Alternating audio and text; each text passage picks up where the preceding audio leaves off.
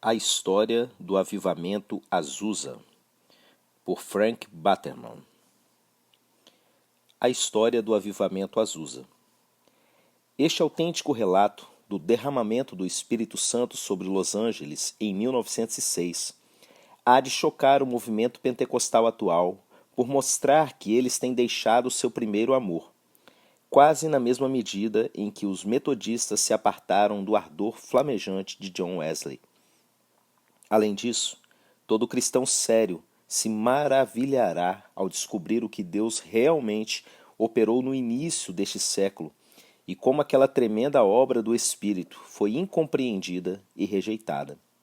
Finalmente, este relato comovente deverá desafiar todo o povo de Deus a buscá-lo para a consumação daqueles propósitos, para o aperfeiçoamento da Igreja de Cristo, que foram avançados de forma tão poderosa naquela época. Prefácio. Este livro foi compilado a partir do diário e dos escritos de Frank Batterman, sendo publicado originalmente por ele em 1925 com o título Como o Pentecostes Chegou em Los Angeles. Muito mais do que um relato histórico, é um chamado à Igreja para o arrependimento sob 3 aspectos: divisões carnais do corpo de Cristo, liderança e programação humanas em substituição ao Espírito Santo e exaltação de credos em vez de Cristo. Esta é a hora para o povo de Deus, afligido pelos mesmos pecados, hoje ouvir, mais uma vez, esta voz de alerta que tem estado silenciosa por tanto tempo. Ao autor, talvez mais do que a qualquer outra pessoa, foi confiada a responsabilidade de orar pela profunda obra que o Espírito Santo realizou. Para louvor e glória de Deus, o avivamento Azusa não trouxe honra para homem algum. Como testemunho disso, o nome de nenhuma pessoa está ligado a ele. Entretanto, pode-se dizer com segurança que não houve testemunha mais fiel do que ocorreu que Frank Batterman. Quem seria mais qualificado para conhecer e registrar o avivamento, senão alguém que sofreu intensas dores de parto no seu nascimento, zelou dele eternamente e defendeu-o corajosamente no início de sua vida? Será notado nesse relato que panfletos que contavam a visitação do Espírito Santo no país de Gales em 1904 foram a centelha inicial para o grande avivamento de Los Angeles em 1906. Durante o ano de 1905, enquanto Frank Batterman se correspondia com Evan Roberts do país de Gales e os dois se uniam em oração, o Sr. Batterman e outros divulgavam em Los Angeles a mensagem do avivamento, exortando o povo a orar. Ora, à medida que o povo de Deus recebia a visão e permanecia em oração, a pequena centelha transformou-se numa grande chama, a qual se espalhou até se tornar numa conflagração mundial, o avivamento pentecostal na Igreja de Jesus Cristo. Assim como o relato escrito do avivamento de Gales levou o povo a orar em 1905, que também a verdadeira história do avivamento Azusa em 1906, há muito tempo esquecida e incompreendida, atinja o mesmo propósito hoje. Povo pentecostal, volte. Corações famintos, fartem-se. Povo de Deus em todo lugar, ajoelhe-se. Deus de Elias, manda fogo. John Walker, Los Angeles, Califórnia, janeiro de 1962. Capítulo 1. O começo do avivamento. A minha chamada. O autor das páginas que se seguem chegou a Los Angeles, na Califórnia, com sua esposa e 2 filhas, a mais velha de 3 anos e meio, no dia 22 de dezembro de 1904. Nossa filha mais velha, Esther, começou a ter convulsões e foi ficar com o Senhor Jesus às 4 horas da manhã do dia 7 de janeiro. Nossa pequena rainha Esther parecia ter nascido para tal tempo como esse, Esther 4,14. Ao lado daquele pequeno caixão, meu coração sangrando, dediquei minha vida novamente à obra de Deus.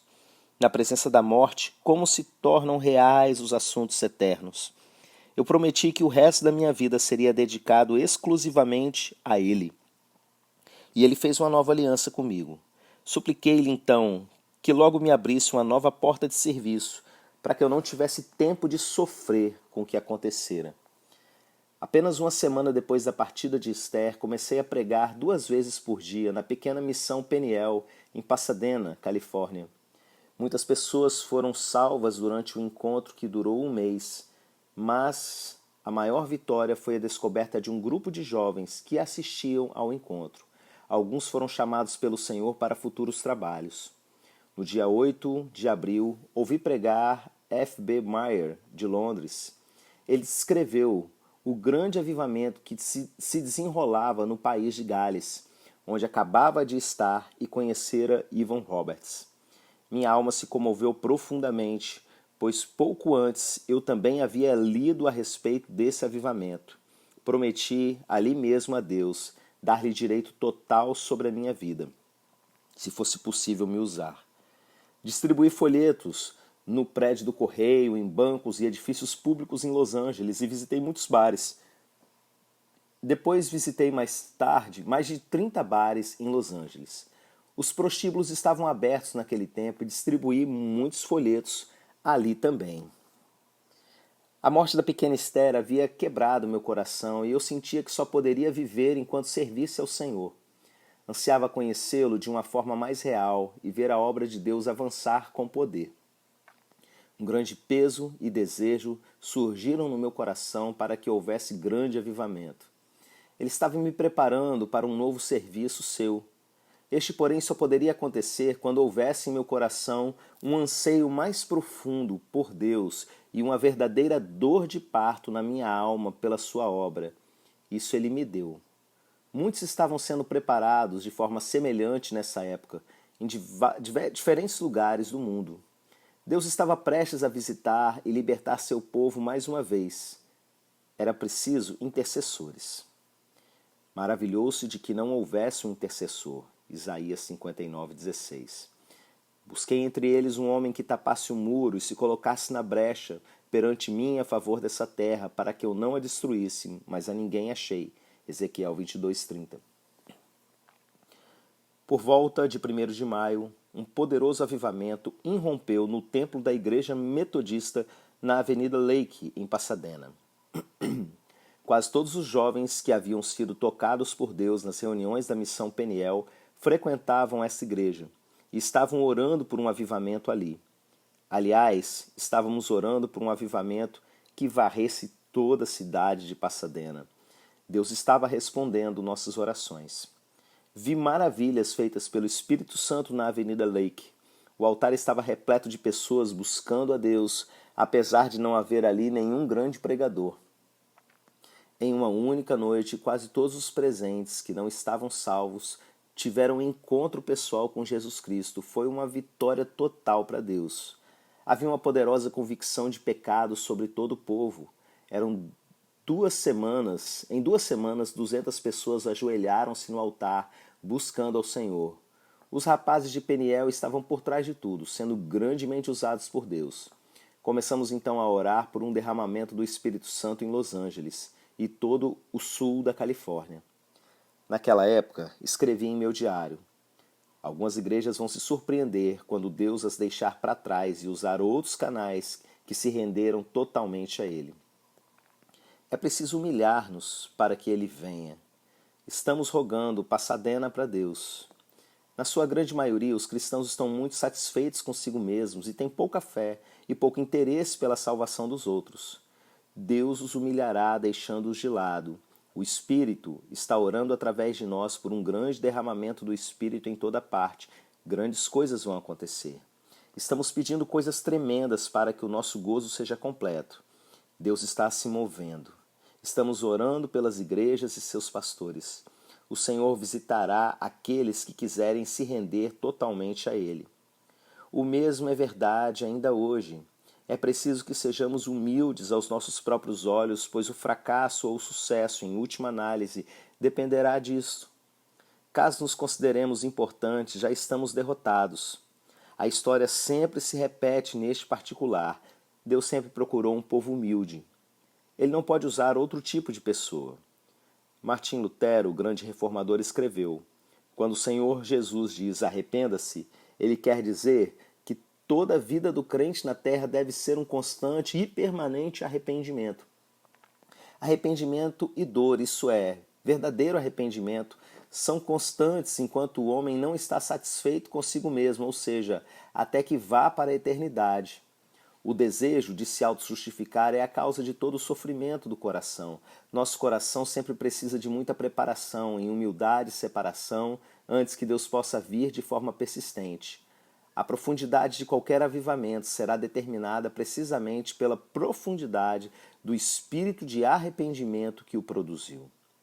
Aliás, essa é a chave de todo verdadeiro avivamento nascido de Deus. No dia 12 de maio, Deus me disse que de uma vez por todas eu deixasse meu emprego secular e me dedicasse exclusivamente a Ele. O Senhor queria que eu confiasse a mim e a minha família exclusivamente a Ele. Eu acabara de receber o pequeno livro intitulado O Grande Avivamento em Gales, escrito por S.B. Shaw, e eu estava lendo durante um pequeno passeio antes do café da manhã. Há anos que o Senhor insistia comigo para tomar essa decisão. Agora fizemos um novo pacto, segundo o qual o resto de minha vida, em sua totalidade, lhe pertencia. E desde então, jamais ousei quebrar este pacto. Minha esposa me aguardava com meu café, mas eu perdera a vontade de alimentar-me. O Espírito Santo, através daquele pequeno livro, incendiara meu coração. Visitei e orei com 3 pregadores e outros numerosos obreiros antes de voltar para casa ao meio-dia. Eu recebera um novo comissionamento e unção.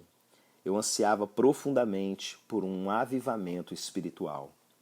Depois disso, passei muitos dias visitando e orando com outros irmãos e distribuí o folheto de G. Campbell Morgan, O Avivamento em Gales, que tocava as pessoas profundamente. Cada vez sentia mais necessidade de orar e resolvi ser fiel à visão celestial que tivera. A questão do pão de cada dia há muitos anos me preocupava, mas agora orei a Deus para poder confiar nele totalmente. Nem só de pão viverá o homem. Mateus 4,4. Deus me abençoou, além disso, com o poder de exortar as igrejas quanto ao avivamento e também com artigos que escrevi para a editora Hollins sobre o mesmo tema. Uma noite acordei gritando louvores a Deus. O Senhor cada vez mais se apossava de mim. Agora de dia, e mesmo durante a noite, eu os exortava para terem fé em Deus por coisas grandiosas. O peso pelo avivamento me consumia. O dom de profecia também veio sobre mim com poder. Parecia haver recebido um especial dom de fé em favor do avivamento. Era óbvio que estávamos no início de dias maravilhosos e eu profetizava continuamente sobre o grande derramamento que haveria de acontecer. Eu tinha um ministério muito real junto com a imprensa religiosa e comecei a frequentar reuniões de oração em diversas igrejas a fim de exortá-las.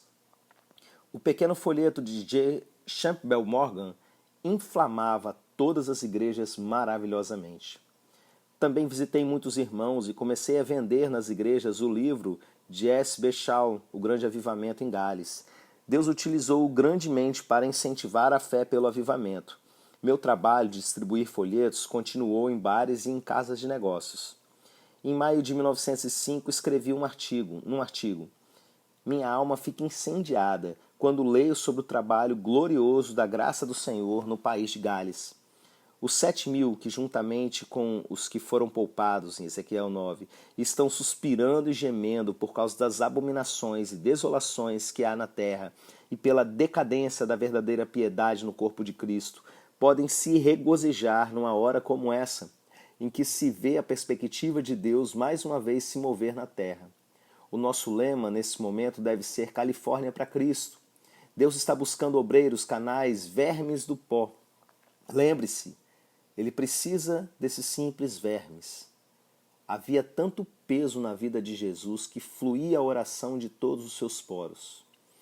Isso é alto demais para a maioria das pessoas, contudo, não seria esta a última chamada do Senhor? Na missão do irmão Smalling. No dia 17 de junho, fui a Los Angeles para assistir a uma reunião na primeira igreja batista.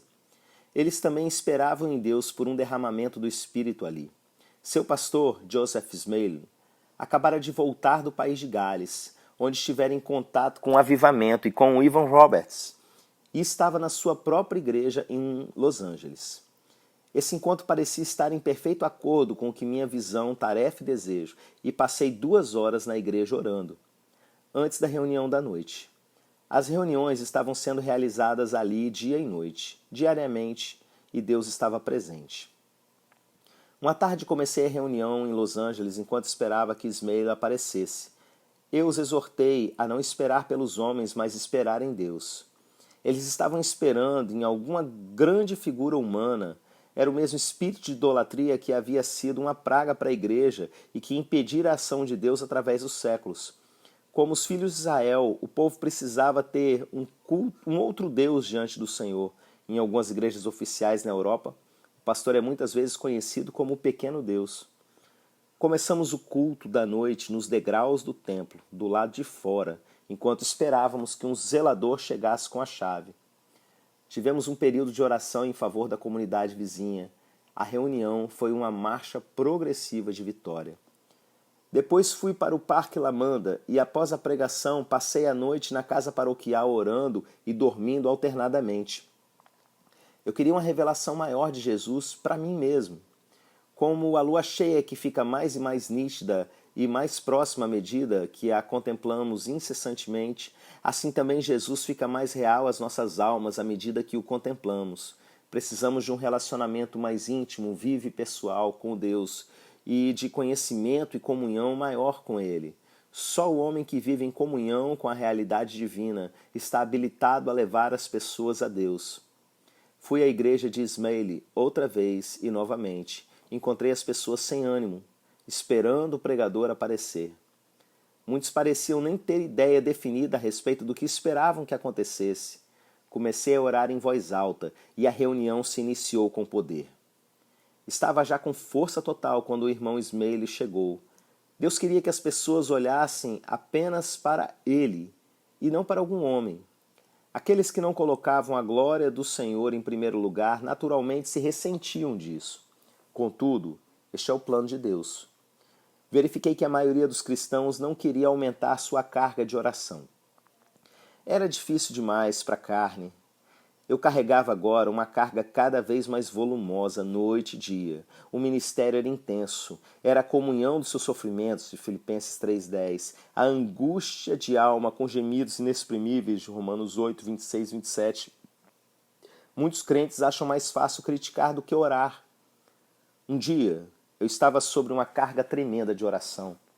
Fui à casa de oração do irmão Manley, caí no altar e ali aliviei minha alma. Um obreiro entrou correndo e pediu que eu orasse por ele. Naquela noite fui a uma reunião e encontrei um outro jovem, Edward Bohemer, que havia sido tocado por Deus nas reuniões de Peniel no outono e que tinha o mesmo fardo de oração sobre si. Ele estava destinado a ser meu companheiro de oração no futuro. Fomos unidos no espírito naquele dia em diante de forma maravilhosa. Oramos juntos na pequena missão Peniel até as 2 horas da manhã. Deus encontrou-se conosco e nos fortaleceu maravilhosamente enquanto lutávamos com Ele por um derramamento do Espírito sobre o povo. Minha vida, então, estava totalmente consumida pela oração contínua. Estava orando dia e noite. Escrevi mais artigos para a imprensa religiosa, exortando os santos a orar. Novamente, fui à igreja de Ismael em Los Angeles. Encontrei as pessoas esperando o pregador outra vez. Essa situação me oprimia muito e tentei mostrar-lhes que só deviam esperar pelo Senhor. Algumas se ressentiram, pois eram muito tradicionais, mas outras aceitaram. Afinal, estávamos orando por um avivamento como houvera no país de Gales, onde um dos pontos principais era que somente esperavam em Deus. As reuniões continuavam lá, com ou sem pregador. Eles vinham se encontrar com Deus, e o Senhor vinha para estar com eles. Eu havia escrito uma carta a Ivan Roberts, pedindo que em Gales orassem por nós na Califórnia. Recebi a resposta de que eles estavam orando, o que nos ligava então ao avivamento de lá. A carta dizia: Meu querido irmão na fé, muito agradecido por sua carta gentil. Fiquei impressionado com sua sinceridade e honestidade de propósitos. Reúna o povo que está disposto a fazer uma entrega total. Ore e espere. Creia nas promessas de Deus. Faça reuniões diárias. Deus o abençoe, essa é minha oração. Sentimos-nos muito encorajados ao saber que estavam orando por nós em Gales.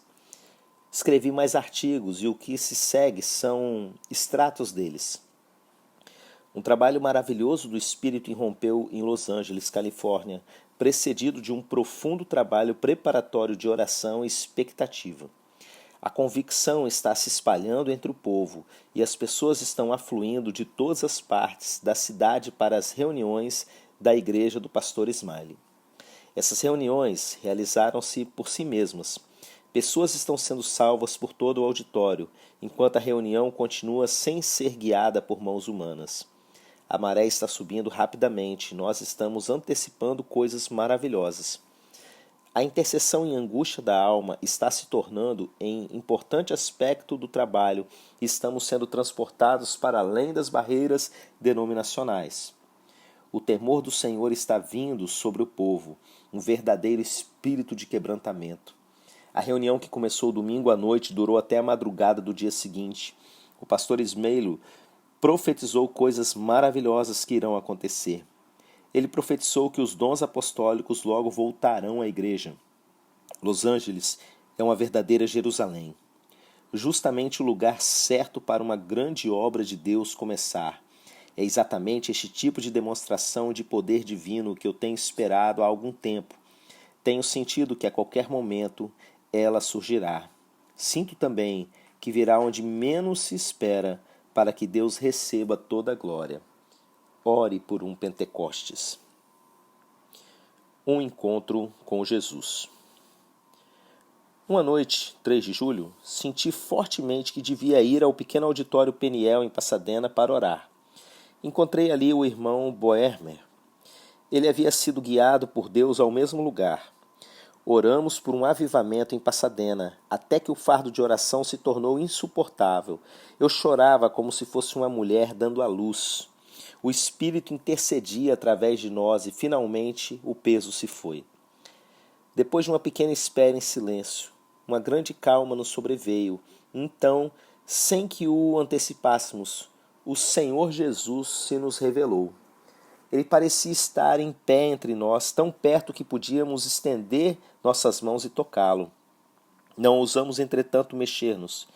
Eu não podia nem olhar. Na realidade, parecia que eu estava totalmente em espírito. Sua presença foi mais real, se possível, do que se eu pudesse ter visto e tocado fisicamente. Esqueci-me que possuía olhos e ouvidos. Meu espírito o reconheceu. Um céu de amor divino me encheu e excitou minha alma. Uma chama ardente percorreu meu corpo. Aliás, todo o meu corpo parecia derreter-se diante dele, como cera diante do fogo. Perdi toda a consciência de tempo e espaço. Ficamos apenas conscientes de sua maravilhosa presença. Fiquei a seus pés em adoração. Era um verdadeiro monte da transfiguração. Perdi-me dentro do puro espírito. Por algum tempo ele permaneceu conosco. Depois, devagar, ele se retirou. Nós ainda estaríamos lá se ele não tivesse se retirado. Nunca mais eu poderia duvidar da sua realidade após essa experiência. O irmão Boermer sentiu quase o mesmo que eu. Havíamos perdido totalmente a consciência da presença um do outro enquanto ele ficou conosco. Tínhamos quase medo de falar ou respirar quando voltamos ao ambiente que nos rodeava. O Senhor não dissera nada para nós, mas havia arrebatado nosso espírito pela sua presença. Ele havia vindo para fortalecer-nos e encorajar-nos para o seu serviço. Sabíamos agora que trabalhávamos com ele e éramos companheiros de seu sofrimento no ministério de intercessão com angústia de alma. A verdadeira intercessão com angústia de alma é tão nítida no espírito quanto as dores de um parto natural. A semelhança é quase perfeita. Nenhuma alma jamais renasce sem esse processo. Todos os avivamentos de salvação vêm desta maneira. Já alvorecia na manhã seguinte, quando deixamos o auditório. Aquela noite, no entanto, parecia nos haver durado apenas meia hora. A presença de Deus elimina toda sensação de tempo. Com Ele, tudo é eterno, a vida eterna, é vida eterna. Deus não conhece o tempo, este elemento se perde no céu. Este é o segredo do tempo parecer passar tão depressa durante uma noite de verdadeira oração. O tempo é colocado num ponto inferior, o elemento eterno está ali. Durante dias, aquela presença maravilhosa parecia andar ao meu lado. O Senhor Jesus era tão real para mim que eu mal podia conversar com as pessoas de novo. Isso me pareceu tão rudimentar e vazio, os espíritos humanos pareciam tão rudes e o companheirismo humano um tormento. Quão distante nós estamos atualmente do espírito manso de Jesus. Passei o dia seguinte em oração, indo de noite à igreja de Ismaele, onde passei um tempo em intercessão. A paz e a alegria do céu enchiam meu coração. Jesus era tão real. Dúvidas e temores não podem sobreviver na sua presença. O interesse pelo avivamento se alastra. Escrevi vários artigos descrevendo que Deus estava operando em nosso meio e exortando os santos em todos os lugares a terem fé e orarem por um avivamento. O Senhor usou grandemente esses artigos para despertar fé e convicção em muitos locais. Logo comecei a receber grande quantidade de correspondência de muitos lugares. Escrevi no meu diário, naquele tempo, a seguinte observação: é possível nos desligarmos de Deus por causa da nossa vaidade espiritual, enquanto Ele leva os mais fracos ao arrependimento e, a partir daí, à vitória. A operação de Deus em nossos corações deve ser mais profunda do que jamais experimentamos suficientemente para destruir as barreiras denominacionais, de partido, etc., em todos os lados. Deus pode aperfeiçoar aqueles que escolher. O espírito de avivamento que havia na igreja do irmão Ismaele se alastrou, despertando logo os mais espirituais em toda a cidade. Obreiros vinham de todas as partes, de diversas instituições, unindo-se a nós em oração contínua para que houvesse o derramamento do Espírito por toda parte. O círculo de interessados aumentou rapidamente. Estávamos agora orando pela Califórnia, pela nação e também por um avivamento universal. As profecias começaram a aparecer em larga escala a respeito de grandes coisas que aconteceriam. Alguém me mandou 5.000 folhetos a respeito do avivamento do país de Gales. Distribuí-os entre as igrejas. Tiveram um efeito maravilhoso e vivificante. Visitei outra vez a igreja de Ismaele e iniciei a reunião, pois ele ainda não havia chegado. As reuniões agora eram caracterizadas por uma maravilhosa espontaneidade. Nosso pequeno grupo Gideão estava marchando para a vitória certa, guiado pelo capitão de sua salvação, Jesus. Fui levado a orar nessa época especialmente por fé, discernimento de espíritos, cura e profecia. Senti que precisava de mais sabedoria e também de amor. Parecia ter recebido o dom de fé pelo avivamento naquela época e também o dom de profecia para o mesmo fim. E comecei a profetizar a respeito das grandes coisas que estavam para vir. Quando começamos a orar na primavera de 1905, ninguém parecia ter muita fé por nada fora do habitual. O pessimismo entre os santos era total em relação às condições então existentes, mas tudo havia mudado. Deus mesmo nos havia dado fé em coisas melhores. Não havia nada à vista que nos estimulasse a ter fé. Veio do nada. Não poderá Ele fazer a mesma coisa hoje? Escrevi naquela época um artigo para o jornal Daily News de Pasadena, descrevendo o que havia na igreja do irmão Ismaele. Foi publicado e o administrador do jornal, pouco depois, veio ver por si mesmo o que estava acontecendo. Ficou totalmente convencido e veio ao altar para buscar a Deus com sinceridade.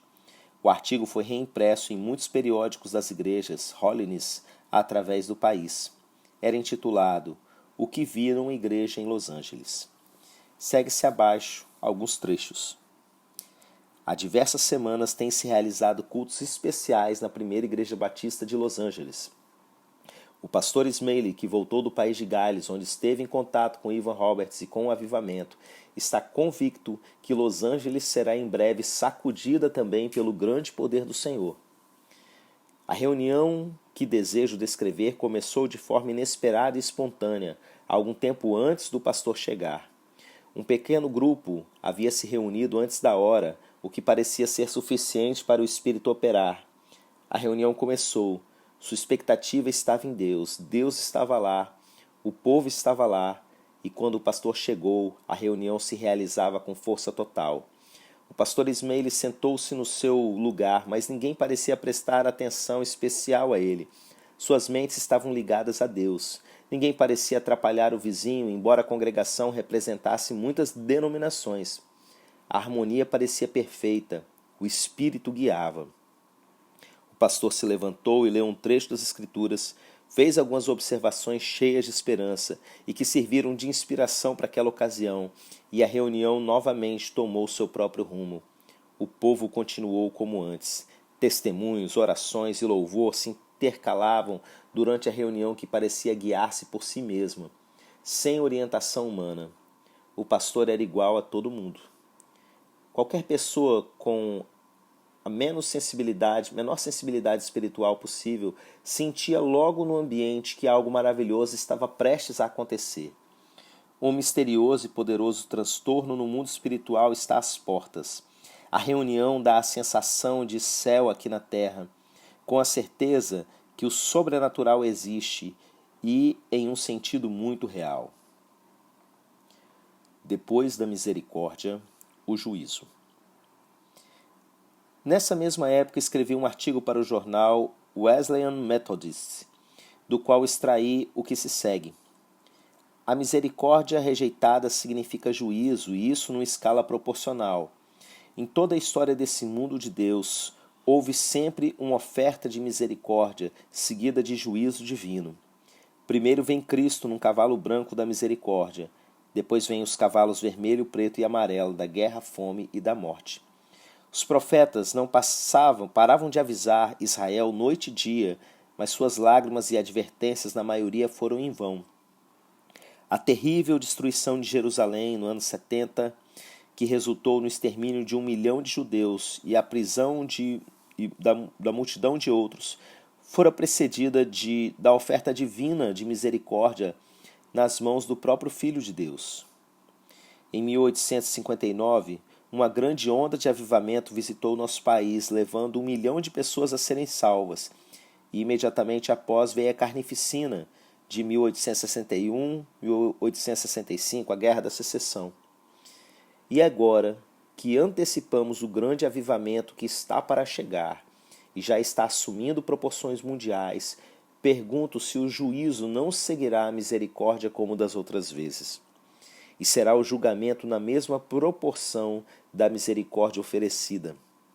A presente atitude belicosa e a angústia de tantas nações fazem-nos questionar se o juízo que se seguirá não nos mergulhará na grande tribulação. Nota do redator, e realmente veio o juízo esperado na Primeira Guerra Mundial, 1914-1918. Para o jornal O Avivalista de Deus eu escrevi: a incredulidade, sob todas as formas, está vindo sobre nós como grande inundação. Mas eis que o nosso Deus também vem. Um estandarte se levanta contra o inimigo. O Senhor está escolhendo os seus obreiros. É chegada a hora de perceber a visão da obra a ser feita. Fala o poderoso, o Senhor Deus, e convoca a terra desde o nascer do sol até o seu ocaso. O nosso Deus vem e não guarda silêncio. Congregarei os meus santos, os que comigo fizeram aliança por meio de sacrifícios. Salmo 50, 1, 3 e 5. Naquele tempo eu costumava declarar que eu preferiria viver 6 meses em 1905 do que 50 anos noutra época. Grandes coisas se iniciavam para o grão de trigo que estava disposto a cair na terra e morrer. Havia promessas de grandes colheitas, mas para os insensatos espirituais, tudo isso não passava de bobagens. Escrevi outra carta para Evan Roberts, pedindo orações incessantes pela Califórnia. Assim continuávamos ligados em oração com Gales por um avivamento. Naquele tempo, a verdadeira oração ainda não era bem compreendida. Era difícil achar um lugar quieto, onde não se fosse incomodado. Ter experiência de Getsemane com Jesus era raro entre os santos daqueles dias. A intercessão continua. Um dia, na igreja de Ismael, eu estava gemendo em oração no altar. O espírito de intercessão estava sobre mim, mas um irmão veio e me repreendeu severamente. Ele não compreendia o que estava acontecendo. A carne naturalmente reluta diante de tão árduo sacrifício. Os gemidos não são muito populares em algumas igrejas, assim como não são agradáveis os brados de uma mulher dando à luz. A angústia na intercessão não é companhia agradável para os que querem uma vida egoísta no mundo. Mas as almas não são ganhas sem essa experiência. Dar à luz não é considerado um exercício agradável hoje em dia. O mesmo acontece num verdadeiro avivamento que gere novas vidas nas igrejas. A sociedade não se importa muito com uma mãe que está para dar à luz. Prefere a alegria superficial. O mesmo acontece nas igrejas com relação à angústia da intercessão. Há pouca preocupação com os pecadores. Os homens fogem dos gemidos de uma mulher que está para dar à luz. E as igrejas não querem ouvir os gemidos da intercessão. Estão muito mais preocupados em se divertirem. Estávamos com problemas financeiros, mas o Senhor supriu-nos. Jamais dissemos a alguém nossas necessidades a não ser para Deus. Jamais imploramos ou pedimos dinheiro emprestado, por maior que fosse nossa necessidade. Acreditávamos que, se os santos estivessem suficientemente próximos de Deus, Ele mesmo falaria com eles. Confiávamos inteiramente nele e ficaríamos sem nada se ele não enviasse ajuda. Nessa época escrevi meu primeiro folheto, intitulava-se O Amor Nunca Falha. Foi este o início do meu ministério de folhetos, que era sustentado pela fé. Eu precisava confiar no Senhor para o suprimento financeiro. E ele nunca falhou. Um amigo pagou nossas despesas no acampamento em Arroio por alguns dias e assim fomos para lá armar nossa barraca. Parecíamos a mudança e as férias. Estávamos no meio do verão. Passei quase todo esse tempo prostrado orando no meio da floresta. Durante as noites de luar, derramei meu coração diante de Deus e Ele veio estar comigo. Havia muito ruído de corações vazios no acampamento. A maioria buscava bênçãos egoístas, estavam ali como grandes esponjas para absorverem o maior número de bênçãos possíveis. Alguém precisava pisar neles. Encontrei-me clamando a Deus muito além das aspirações do resto do povo. Eu queria algo mais profundo do que essa esfera puramente emocional. Queria algo mais substancial e duradouro que colocasse um rochedo no meu coração. Eu estava cansado de tanta espuma passageira, de tanta religião enfática e bombástica. O Senhor não me deixou esperando por muito tempo. A comissão de organização do acampamento me repreendeu porque eu estava distribuindo folhetos no acampamento. Achavam que eu estava criticando o movimento a que pertenciam. Eu estava apenas exortando-os a um relacionamento mais profundo com Deus. Eles precisavam de mais humildade e amor. Meu folheto sobre as seitas, intitulado Que Todos Possam Ser Um, comoveu a todos. Sem dúvida, os movimentos feitos por homens precisam ser sacudidos. Deus tem um só corpo, um só movimento. Essa era a mensagem na missão Azusa no início. Recebi uma segunda carta de Evan Roberts que dizia: País de Gales, 8 de julho de 1905. Querido irmão, sou muito grato a você por sua gentileza. Fiquei muitíssimo satisfeito com as boas notícias que vocês estão começando a experimentar coisas maravilhosas. Estou orando para que Deus continue a abençoar você. Mais uma vez agradeço os seus bons votos. Sinceramente seu no serviço do Senhor, Evan Roberts. O início da Igreja do Novo Testamento. Eu fui à igreja de Ismael uma noite e ele havia se demitido. As reuniões haviam prosseguido diariamente na primeira igreja batista por 15 semanas. Estávamos em setembro. Os oficiais da igreja haviam se cansado de inovações e queriam retornar ao antigo estilo. Foi-lhe dito que parassem com o avivamento ou deixasse a igreja. Sabiamente ele escolheu a segunda alternativa. Mas que posição horrível para uma igreja assumir, colocar Deus para fora. Da mesma maneira, também puseram mais tarde o Espírito do Senhor para fora das igrejas do país de Gales. Cansaram-se da sua presença, desejando retornar aos velhos padrões frios e eclesiásticos. Como os homens são cegos. É claro que os membros mais espirituais seguiam o pastor Ismaili e juntaram-se ao núcleo de obreiros de outra procedência que haviam se unido a ele durante o avivamento. Imediatamente, esses propuseram a formação de uma igreja do Novo Testamento. Eu senti que o Senhor estava liderando o irmão Ismaili para usá-lo no campo de evangelismo, para levar o fogo a outros lugares, mas ele não sentiu mesmo. Tive um encontro com ele com esse objetivo em mente e consegui que ele pregasse na igreja metodista da Avenida Lake, em Pasadena, para o pastor Brink. Este era o centro nevrálgico do avivamento naquela cidade. Na noite anterior à pregação do irmão Ismaili na igreja da Avenida Lake, 2 de nós ficamos até meia-noite em oração. O irmão Ismaili pregou 2 vezes no domingo. Foi ungido de forma grandiosa pelo Senhor naquela ocasião. Passamos o período entre os 2 cultos em oração. Sua mensagem foi a respeito do avivamento do país de Gales. O povo ficou muito comovido. O irmão Ismaili logo depois organizou uma igreja do Novo Testamento. E eu me tornei membro porque senti que deveria ficar com eles, apesar de não gostar muito da organização. O irmão Ismaili alugou o auditório Burbank para fazer reuniões ali, e eu consegui outro auditório até que o primeiro estivesse concluído. Deus me deu outro folheto, intitulava-se Ore, Ore, Ore. Mandei para a imprensa pela fé, e o Senhor me mandou o dinheiro a tempo. Era uma forte exortação para que orássemos. Como os profetas de antigamente, precisamos orar por aqueles que não oram por si mesmos. Precisamos confessar os pecados do povo no seu lugar. Mais intercessão. Certa ocasião, enquanto eu e o irmão Bohemer orávamos, o Espírito Santo foi derramado de forma maravilhosa sobre diversas reuniões pelas quais orávamos. Sentimos que havíamos alcançado a Deus em favor deles. Os acontecimentos que se seguiram provaram nossa convicção. As orações mudam as coisas. Há um grande poder no tipo certo de orações. Veja o exemplo de Elias no Monte Carmelo, um homem sujeito às mesmas paixões do justo, Tiago 5,16. O arrependimento também se faz necessário nesse contexto para que tudo funcione. Confessai, pois, os vossos pecados uns aos outros.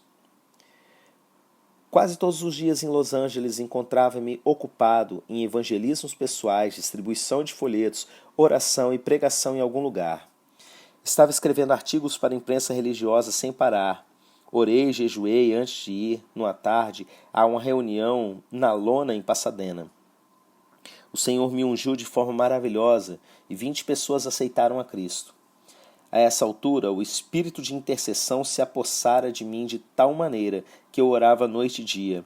Jejuava tanto que minha esposa de vez em quando achava que eu iria morrer. As tristezas do meu Senhor estavam sobre mim. Eu estava no jardim do Getsêmani com ele. O penoso trabalho da sua alma também estava sobre mim.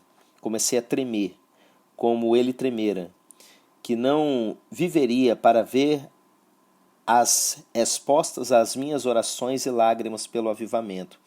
Mas ele me consolava, mandava mais de um anjo para me fortalecer e eu ficava satisfeito.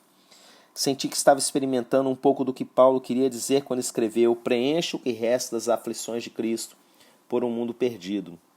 Alguns temiam que eu estivesse ficando desequilibrado. Não conseguiam entender minha tremenda incumbência. Até hoje muitos não conseguem compreender. O homem carnal não aceita as coisas do Espírito de Deus porque eles são loucura. Os homens egoístas não podem entender tal sacrifício. Quem quiser salvar a sua vida, perdê-la-á. Se o grão de trigo caindo na terra não morrer. Nosso Senhor era um homem de dores. Muitas vezes fui a Pasadena confiando que Deus me daria a passagem para voltar para casa. Numa ocasião, o irmão Boehmer teve a impressão de que eu estava para chegar. Ele foi à pequena missão Peniel e me encontrou lá. Passamos várias horas em oração. Depois ele pagou minha passagem para a volta para casa. Muitas vezes passamos a noite inteira em oração. Naquela ocasião parecia um grande privilégio passar uma noite inteira com o Senhor. Ele ficava tão perto de nós. Parecia-nos que nem nos cansávamos nessas horas. Boehmer era jardineiro e jamais lhe pedi um centavo, mas ele sempre me dava alguma coisa. Depois de certo tempo, Deus usou não apenas seu dinheiro, mas sua própria vida em seu serviço. Boehmer foi um grande homem de oração. Deus nos ensinou o que significa não conhecer os outros na carne. Ele nos levou a um relacionamento tão intenso que o nosso companheirismo parecia ser só no espírito. Além disso, nosso eu parecia haver morrido com relação um ao outro. Sinais de perigo na Igreja do Novo Testamento. Escrevi pela terceira vez a Evan Roberts para que continuasse a orar por nós. Naquele tempo, depois que acabava de pregar, eu geralmente chamava os santos a ajoelharem-se e orávamos durante muitas horas antes de podermos nos levantar. O Senhor me levou a escrever a muitos líderes em todo o país para que orassem pelo avivamento. O espírito de oração crescia continuamente. A Igreja do Novo Testamento parecia perder seu espírito de oração à medida que aumentava a sua organização. Agora queria passar esse ministério para alguns de nós. Eu sabia que Deus não se agradava disso e fiquei muito preocupado por eles. Tinham interesses secundários demais. Parecia que Deus precisava arranjar outro corpo. Eu tivera muita esperança com relação a esse grupo de pessoas. O inimigo, porém, parecia os estar tirando do caminho, desviando-os do que Deus tinha de melhor para eles naquela época. É sempre mais fácil escolher o que é secundário. Uma vida de oração é muito mais importante do que os prédios e organizações. Muitas vezes esses últimos interesses parecem substituir a oração. Mas as almas entram para o reino só através de orações. A Igreja do Novo Testamento parecia estar indo para o lado do intelectualismo. Fiquei muito preocupado. Durante uma reunião, gemi alto em oração. Era horrível depois das reuniões que tivéramos antes. Um dos anciãos da igreja me repreendeu severamente com isso. Como caíram os valentes. Eu parecia ouvir a toda hora. Alguns dos mais espirituais sentiram a mesma preocupação. As orações começaram a melhorar um pouco. Depois de algum tempo tivemos uma grande reunião na igreja e 100 pessoas foram ao altar numa única noite de domingo. Encontrei-me outra vez com os rapazes da missão Peniel e sentimos que em breve o Senhor realizaria uma grande obra. Na lona do irmão Brownlee, em Los Angeles, tivemos profundo espírito de oração e poderosas reuniões de intercessão. Prevíamos que em breve Deus faria algo de extraordinário. O espírito de oração vinha sobre nós cada vez com mais poder. Em Pasadena, antes de mudar para Los Angeles, eu ficava deitado de dia, virando-me na cama e gemendo sob o enorme peso. À noite eu mal podia dormir de tanto sentir a necessidade de orar. Jejuava muito, pois sob essa carga não sentia necessidade de alimento. Em certa época fiquei em angustiosa intercessão por 24 horas seguidas sem interrupção. Fiquei muito esgotado. As orações praticamente me consumiam. Comecei a gemer até quando dormia. As orações não eram formais naquele tempo, eram sopradas por Deus, vinham sobre nós e nos dominavam inteiramente. Não fazíamos força para que se intensificasse. Éramos possuídos por verdadeira angústia no espírito que não podia ser cortada. Assim como é impossível uma mulher em trabalho de parto evitar suas dores, não se pode fugir da angústia na intercessão sem cometer grande violência ao Espírito Santo. Era a verdadeira intercessão feita pelo Espírito Santo. Notícias no país de Gales. Durante alguns dias tive a impressão de que outra carta chegaria de Evan Roberts. Logo chegou. e dizia o seguinte: País de Gales, 14 de novembro de 1905. Meu caro companheiro, o que posso lhe dizer que o encoraje nessa grande luta? Vejo que é uma luta terrível. O reino do mal está sendo atacado de todos os lados. Oh, são milhares de orações, não só orações formais, mas a própria alma chegando diretamente ao trono branco. O povo de Gales tem aprendido a orar nesse último ano. Que o Senhor os abençoe com um grande derramamento. Em Gales parece que o Senhor está sobre a congregação, esperando que os corações dos seguidores de Cristo se abram. Tivemos um grande derramamento do Espírito Santo na última noite de sábado. Antes disso, o conceito que o povo tinha do verdadeiro louvor foi corrigido.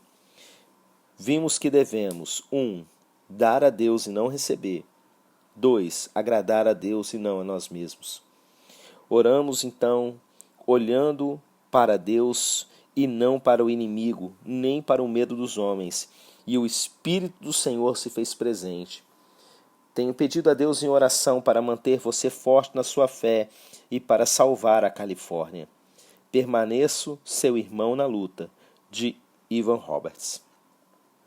Era a terceira carta que recebíamos de Evan Roberts de Gales e percebi que sua oração tivera muito a ver com nossa vitória final na Califórnia. Evan Roberts nos conta a respeito de sua própria experiência com Deus. Uma sexta-feira à noite, no último outono, enquanto orava ao lado da minha cama antes de dormir, fui elevado a uma grande expansão fora do tempo e do espaço. Era comunhão com Deus. Antes disso eu conhecera um Deus distante. Fiquei apavorado naquela noite, mas depois disso nunca mais. Tremia tanto que a cama chegava a balançar e meu irmão, que acordava, me segurava pensando que eu estava enfermo.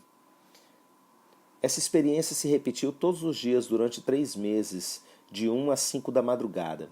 Ele escreveu esse recado ao mundo durante aquele período. O avivamento no país de Gales não vem dos homens, é de Deus. Ele está muito próximo de nós. Não há problemas de crenças ou dogmas nesse movimento. Não estamos ensinando nenhuma doutrina sectária, só a maravilha e a beleza do amor de Cristo. Perguntaram-me sobre os meus métodos, mas eu não os tenho. Nunca preparo o que vou dizer, mas deixo tudo para Ele. Eu não sou a fonte desse avivamento, mas apenas um agente entre tantos outros que estão se transformando numa multidão. Não espero que as pessoas me sigam, mas quero o mundo para Cristo. Eu creio que o mundo está às portas de grande avivamento espiritual e oro todos os dias para que eu possa ajudar na sua realização. Coisas maravilhosas têm acontecido em Gales nessas últimas semanas, mas elas são apenas o princípio. O mundo será varrido pelo Espírito Santo, como por um vento forte e poderoso. Muitos que agora são cristãos silenciosos liderarão o movimento, verão uma grande luz e refletirão essa luz sobre milhares que estão nas trevas. Milhares se levantarão e farão mais do que nós jamais conseguimos realizar à medida que Deus lhes der poder. Que humildade maravilhosa! Este é sempre o segredo do poder. Uma testemunha inglesa do avivamento em Gales escreveu: Tanta angústia na intercessão pelas almas dos não salvos nunca antes presenciei. Vi o jovem Evan Roberts transtornado pela dor e convidando o auditório a orar. Não cantem, ele suplicava, é terrível demais para cantar. A convicção do pecado muitas vezes é perdida pelo povo quando se canta demais. Outro escritor declarou que não era a eloquência de Evan Roberts que comovia o povo, eram suas lágrimas. Ele os quebrantava, chorando amargamente, para que Deus os dobrasse em tal agonia que as lágrimas escorriam pelo seu rosto e todo o seu corpo tremia.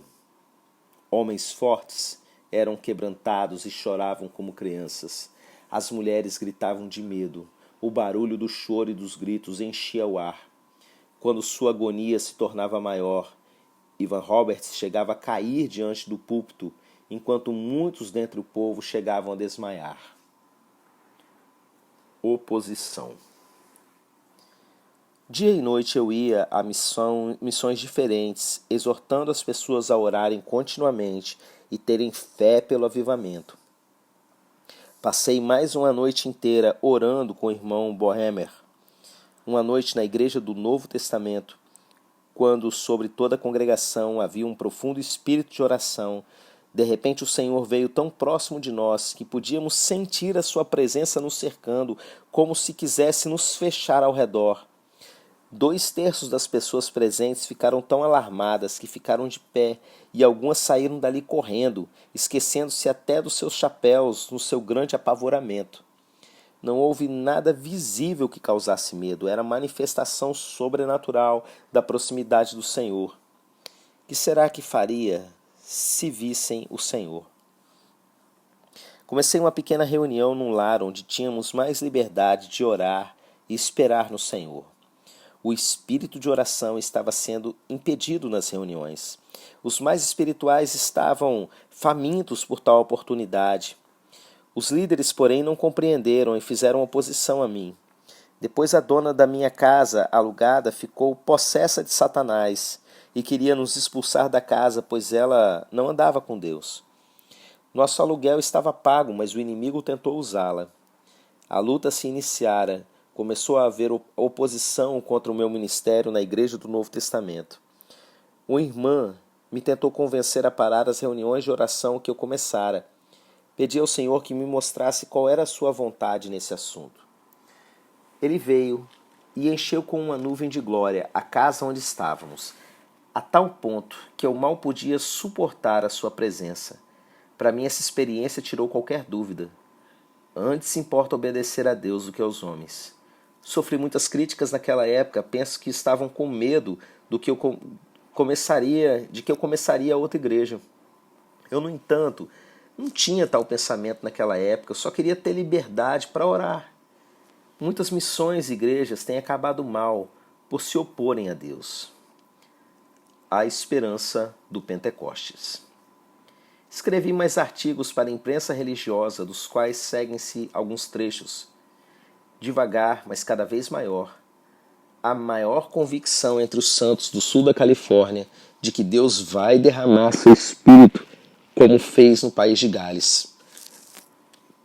Temos fé em coisas que antes nem sonhávamos existir e que ocorrerão no futuro próximo. Estamos certos de que haverá nada menos que um Pentecostes para todo o país. Jamais haverá, entretanto, resultados pentecostais sem o poder pentecostal. Isso significa manifestações pentecostais. Poucos querem ver Deus face a face. Carne e sangue não podem herdar o reino de Deus. Outra vez escrevi: o avivamento atual está passando por nossa porta. Havemos de lançar-nos no seu poderoso seio, a fim de sermos transportados à gloriosa vitória. Um ano de vida agora, com todas as maravilhosas oportunidades de servir a Deus, vale mais do que 100 anos de vida habitual. O Pentecostes está batendo à nossa porta. O avivamento de nosso país não é mais uma dúvida. Devagar, mas visivelmente, a maré está crescendo, até que em breve teremos uma enchente de salvação que tocará a todos que estão diante de nós. O país de Gales não ficará mais só nesse grande triunfo para o nosso Cristo. O espírito de avivamento está vindo sobre nós, impulsionado pelo sopro de Deus, o Espírito Santo. As nuvens estão chegando rapidamente, carregadas de grande chuva que em breve cairá. Heróis surgirão do pó de circunstâncias escuras e odiosas, e seus nomes serão alardeados nas páginas da fama eterna no céu. O Espírito paira sobre nossa pátria como no alvorecer da criação, e a ordem de Deus é ouvida. Haja luz. Irmãos e irmãs, se todos crescem, o que poderia acontecer? Muitos de nós aqui vivemos só para isso. Um grande volume de orações dos que creem está subindo ao trono noite e dia. Los Angeles, o sul da Califórnia e todo o continente encontrar-se-á dentro em breve, num poderoso avivamento pelo Espírito e pelo poder de Deus. Há bastante tempo oramos por um Pentecostes e ele parecia prestes a começar. É óbvio que não sabíamos o que era um verdadeiro Pentecostes. O Espírito, porém, sabia e nos guiava adiante para pedir o que era correto. Uma tarde depois de uma reunião na Igreja do Novo Testamento, 7 de nós fomos dirigidos a dar as mãos e concordar em oração para o Senhor derramar logo o seu Espírito com sinais a seguir, como em Marcos 16, 17 a 20.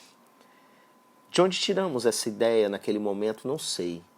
O Senhor mesmo deve ter sugerido isso a nós. Não pensávamos em falar em línguas. Nenhum de nós jamais havia ouvido falar em tal coisa. Estávamos em fevereiro de 1906. Enquanto permanecia de joelhos numa reunião de oração, o Senhor disse-me que me levantasse e fosse à lona do irmão Brownlee. Deu-me uma mensagem para eles. Eu estava com grande peso no espírito, mas depois de falar, sentimos-nos totalmente quebrantados e choramos muito diante do Senhor. Depois escrevi um folheto comovedor intitulado A Angústia da Intercessão. O Senhor também me revelava muito sobre o sangue. Passei mais uma noite orando com o Sr. Boehmer, e o Senhor me deu um ministério muito abençoado em Pasadena em diferentes reuniões. Numa reunião fiquei prostrado 2 horas sobre a carga pelas almas perdidas. A batalha ficava cada vez mais renhida. No dia 26 de março fui a uma reunião na casa da rua Bonnie Brae. Tanto irmãos brancos quanto negros estavam unidos ali em oração. Eu fora a uma reunião de oração numa casa, um pouco antes, onde encontrei o irmão Seymour. Ele acabara de vir do Texas. Era um homem negro, simples, espiritual e humilde, cego de um olho. Ele frequentava as reuniões na rua Bonnie Brae. No final de março de 1906, o Senhor me havia dado um outro folheto intitulado A Última Chamada. Foi grandemente usado para despertar as pessoas. Segue-se alguns trechos. E agora, mais uma vez, no final dessa era, Deus faz a última chamada. A chamada da meia-noite está sobre nós, ressoando claramente em nossos ouvidos. Deus dará mais uma oportunidade, a última chamada, um avivamento mundial. Depois virá o julgamento de todo o mundo. Um acontecimento tremendo está para acontecer.